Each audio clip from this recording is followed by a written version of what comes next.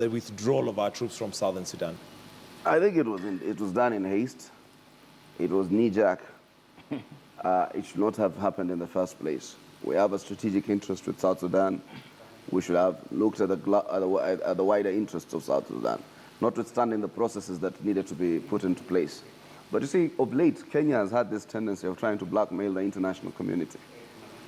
This time they called the bluff. I can tell you with certainty, unless that decision is reversed today, already another brigade from another country has already been deployed to South Sudan. In fact, Kenya has been told to vacate its position. They were hoping that, the United Nations and that the DPKO, the Department of Peacekeeping Operations, will negotiate with them.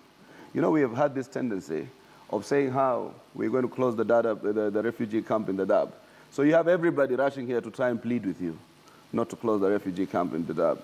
We've had this way of blackmailing, trying to blackmail the international community. I think, so you say you're going to pull off all African countries from the ICC. You say you're going to do this, and so if you don't do it the Kenyan way, we are going to do it this way. And Kenya yet does not have the muscle necessary, those types of arena. It needs to have more of a persuasive type of engagement, where you maintain the authority and the legitimacy of the nation. So I think many other places, Kenya had an inherent right to do what they were doing. And there was probably no way that the United Nations could not touch them. But when they pulled this bluff of trying to withdraw the troops, I think they decided these guys decided, oh, this is too much. Kenya, I think, but I agree to that extent where there needed to be a process. But our protestation should have been about the process, so that we then are able to remove the types of, what do you call this? We say that justifiably, this was what was to be done.